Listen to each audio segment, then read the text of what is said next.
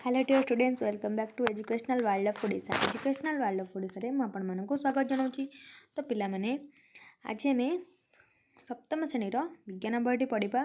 तो विज्ञान बहीर आज आम चतुर्थ अध्याय पढ़ा। कौन आज ना तुम तंतुर वस्त्र किपर तैयारी हुए से विषय आज पढ़ा। तंतुर वस्त्र विषयटी ना, तो आज आम से विषयटी पढ़ा। तो विषयटी पढ़ा पूर्व जदि आपण मैंने आम चैनल को सब्सक्राइब करना तेज चैनल को सब्सक्राइब करनी और पाखे बेल आइकन टी क्लिक कर समस्त नोटिफिकेशन ऑन करनी, जहाँफल कि आपण मान पाखे आमर प्रत्येक वीडियो ठीक समय पहुँची पार। तो पिला माने आज आम सप्तम श्रेणी जो विज्ञान बहीर चतुर्थ अध्याय पढ़ा। आ विषय ना कौन ना तंतुर वस्त्र। चलतु विषय को आरंभ करवा। तो पिला माने प्राणी और उद्भिदर तंतु किपरि पाइबा ना, मनीषर बंची रही अन्य एक मौलिक आवश्यकता है वस्त्र। तंतु जातीय पदार्थ वस्त्र प्रस्तुत करा जाए। तंतु जातीय पदार्थ उद्भिदर विभिन्न अंशर और प्राणी मान उपलब्ध होता है। उद्भिदजात तंतु विषय तुम्हें पूर्व श्रेणी में पढ़ीच। सेपरि पशम और रेशम तंतु केतेक प्राणी उपलब्ध। मेंढा और चमरी गाई परी केतेक प्राणी लोमर उल व पशम मिले। रेशम कीटर कोषरू सिल्क बा रेशम मिले। तुम्हें जानिच कि स्वेटर बुणवाई आम बजार कि उल यही तंतुर किपर तैयारी हुए।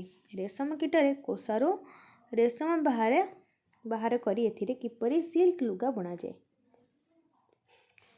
किपरि ना उल माने पशम।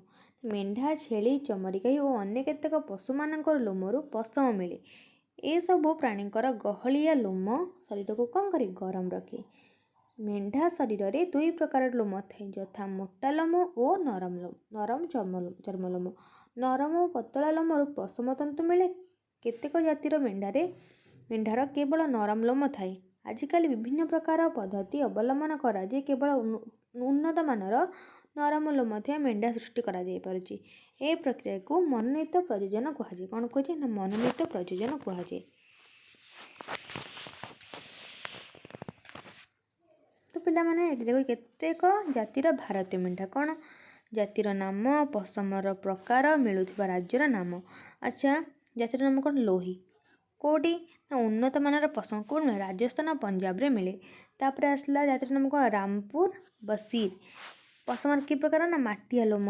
अच्छा, मिलुथिबा राज्य नाम कौन ना उत्तर प्रदेश और हिमाचल प्रदेश रे। जातिर नाम कौन नाली।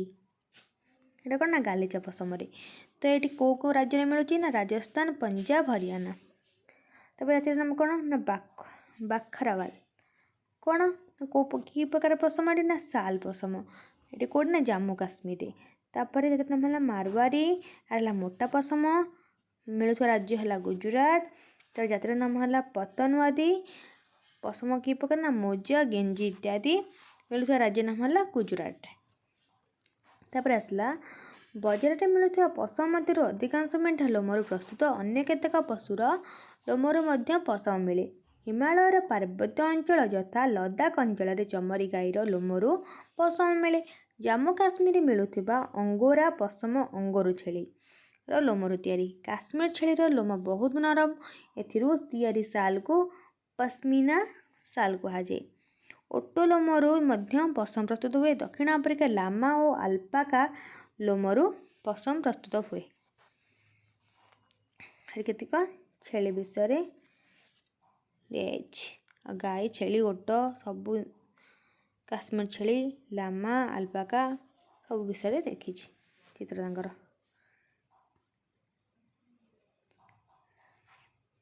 तो मेंढा पालन पड़िया। तुम्हें जदि जम्मू काश्मीर, हिमाचल प्रदेश, उत्तरांचल, अरुणाचल प्रदेश और सिक्किम पहाड़िया अंचल किंबा हरियाणा, पंजाब, राजस्थान और गुजरात समतल अंचल बुलीजा मेंढा गोट देखि। मेंढा माने तृणभोजी। से माने घास पत्र खाइबा भल पाती। या व्यतीत विभिन्न शस्य, डाली, चोकड़, ज और पीड़िया सह किछि लुण मिसाई एमानकु खाइबाकु दिया जाए। शीत दिने मेंढा मानकु घरे रखी पत्र, शस्यदान और सुखिला नड़ा खाइबाकु दिया जाए।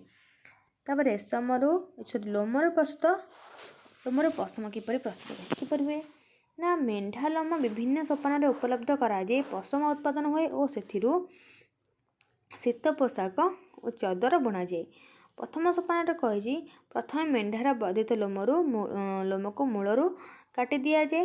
ଏହି କାମ ଗ୍ରୀଷ୍ମ ଋତୁରେ କରାଯାଏ, ସେଥିଯୋଗୁଁ ଦେହରେ ଲୋମ ନଥାଇ ମଧ୍ୟ ମେଣ୍ଢାକୁ ବିଶେଷ ଅସୁବିଧା ହୁଏନି। ଦ୍ୱିତୀୟ ସୋପାନ କ'ଣ ନା ଏହି ସୋପାନରେ କଟାଯାଇଥିବା ଲୋମକୁ ଏକ ବୃହତ୍ ପାତ୍ରରେ ଭଲ ଭାବରେ ପରିଷ୍କାର କରାଯାଏ।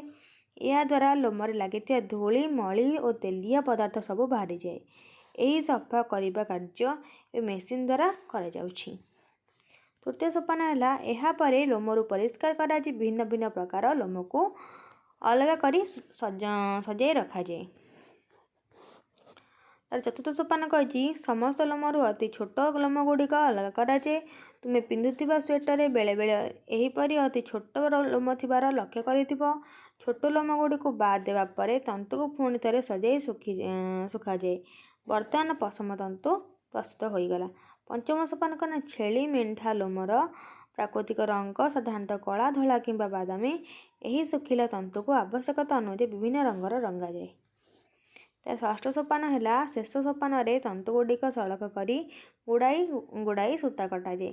ସୂତା କାଟିବା ପରେ ଲମ୍ବା ତନ୍ତୁଗୁଡ଼ିକ ସ୍ୱେଟର ବୁଣା ପାଇଁ ଏବଂ ଛୋଟ ତନ୍ତୁଗୁଡ଼ିକ ଲୁଗା ବୁଣା ପାଇଁ ବ୍ୟବହୃତ ହୁଏ।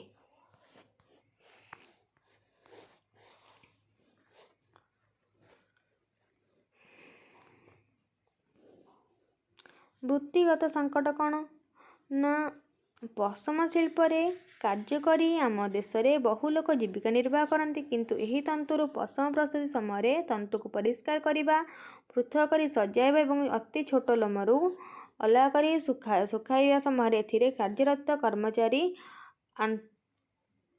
ଆନ୍ଥ୍ରାକ୍ସ ରୋଗ ଦ୍ୱାରା ଆକ୍ରାନ୍ତ ହେବାର ବହୁ ସମ୍ଭାବନା ଥାଏ। ଏହା ଏକ ରକ୍ତଜନିତ ରୋଗ। ତାପରେ ଆସିଲା ପଶମ ଉତ୍ପାଦନ ପାଇଁ ଅଧିକ ସଂଖ୍ୟକ ମେଣ୍ଢା ପାଳନ କ୍ଷେତ୍ରରେ ଚୀନ ପ୍ରଥମ, ଅଷ୍ଟ୍ରେଲିଆ ଦ୍ୱିତୀୟ ଓ ଭାରତ ସ୍ଥାନ ତୃତୀୟ। ତେବେ ନ୍ୟୁଜିଲାଣ୍ଡର ମେଣ୍ଢା ଲୋମରୁ ସବୁଠାରୁ ଉନ୍ନତ ମାନର ପଶମ ମିଳେ। କାହାର? ନ୍ୟୁଜିଲାଣ୍ଡର। ତାପରେ ଆସିଲା ରେଶମ ମାନେ ସିଲ୍କ। ରେଶମ ପୋକର କୋଷାରୁ ରେଶମ ପ୍ରସ୍ତୁତ ହୁଏ। ରେଶମ ତନ୍ତୁ ପାଇବା ପାଇଁ ଏହି କୀଟ ପାଳନକୁ ରେଶମ ଚାଷ କୁହାଯାଏ। ପ୍ରାକୃତିକ ପଦାର୍ଥରୁ ତିଆରି ପୋଷାକ ମାନଙ୍କ ମଧ୍ୟରେ ରେଶମର ସ୍ଥାନ ସ୍ୱତନ୍ତ୍ର। ତୁମ ମା, ମାଉସୀ କିମ୍ବା ଜେଜେମା ପିନ୍ଧୁଥିବା ରେଶମ ଶାଢ଼ୀକୁ ଲକ୍ଷ୍ୟ କର। ବିଭିନ୍ନ ପ୍ରକାର ରେଶମଜାତ ପୋଷାକ ସମ୍ବନ୍ଧରେ ପଚାରି ବୁଝ। ତ ପିଲାମାନେ ଏବେ ପଢ଼ିବା ଆମେ ରେଶମ ପୋକର ଜୀବନ ଚକ୍ର କ'ଣ ନା ମାଇ ରେଶମ ପୋକ ଅଣ୍ଡା ଦିଏ। ଏହି ଅଣ୍ଡାରୁ ଜାତ ଲାର୍ଭାକୁ ଶୁକ କୀଟ ବା ରେଶମ କୀଟ କୁହାଯାଏ। ଏହି କୀଟ ଆକୃତିରେ ବଢ଼େ। ଲାର୍ଭାର ପର ଅବସ୍ଥାକୁ ପିପା କହନ୍ତି। ପିପା ଅବସ୍ଥାକୁ ପ୍ରବେଶ କରିବା ପୂର୍ବରୁ ଲାର୍ଭା ପ୍ରଥମେ ତାହାର ଚାରିପଟରେ ଏକ ଜାଲ ବୁଣେ। ସେହି ସମୟରେ ଲାର୍ଭାଟି ତାହାର ମୁଣ୍ଡକୁ ଇଂରାଜୀ 8 ଆକୃତିରେ ଘୁରାଇଥାଏ ଏବଂ ପୁଷ୍ଟିସାର ଯୁକ୍ତ ତନ୍ତୁ କ୍ଷରଣ କରେ। ସେହି ତନ୍ତୁ ବାୟୁ ସ୍ପର୍ଶରେ ଆସିଲେ ରେଶମ ତନ୍ତୁରେ ପରିଣତ ହୁଏ। ରେଶମ କୀଟ ଖୁବ୍ କମ୍ ସମୟ ମଧ୍ୟରେ ନିଜ ଚାରିପଟେ ଏକ ଆବରଣ ପ୍ରସ୍ତୁତ କରେ ଓ ପୁପାରେ ପରିଣତ ହୁଏ। ଏହି ତନ୍ତୁର ଆବରଣକୁ କୋଷା କୁହାଯାଏ। କୋଷା ମଧ୍ୟରେ ପିପା କ୍ରମେ ବଡ଼ ହୋଇ ପୂର୍ଣ୍ଣାଙ୍ଗ ରେଶମ ପୋକରେ ପରିଣତ ହୁଏ।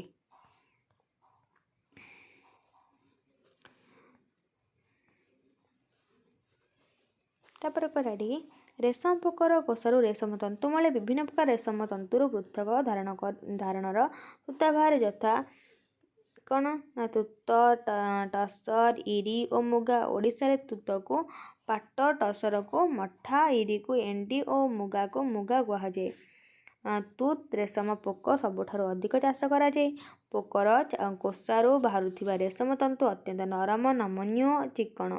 ଏହି ରେଶମ ସୂତାକୁ ବିଭିନ୍ନ ରଙ୍ଗ ସହଜରେ ଦିଆଯାଇପାରେ। ରେଶମ ପୋକ ପାଳନ ଭାରତରେ ଏକ ପୁରାତନ ବୃତ୍ତି।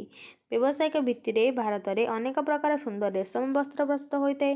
ଆମ ରାଜ୍ୟ ଓଡ଼ିଶାରେ ବହୁ ଆଦିବାସୀ ପରିବାର ରେଶମ ଚାଷ କରି ଉପକୃତ ହେଉଛନ୍ତି। ରେଶମ ଚାଷ ଏକ ଲାଭଜନକ କୁଟୀର ଶିଳ୍ପ।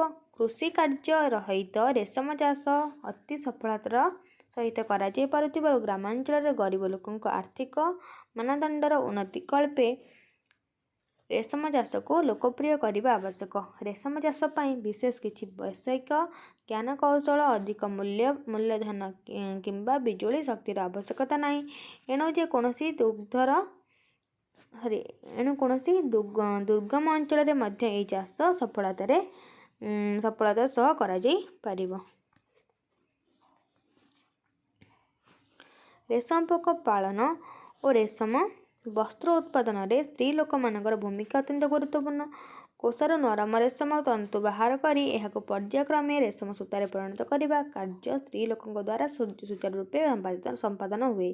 याद्वारा आम देश और राज्य में अर्थनीतिर उन्नति परिलक्षित होची। रेशम उत्पादन क्षेत्र में चीन स्थान प्रथम, भारत स्थान द्वितीय। तो पिला माने तुम पाई ये सरी जाऊँगी। नेक्स्ट लेसन तुमर 4.4 थार पढ़ा।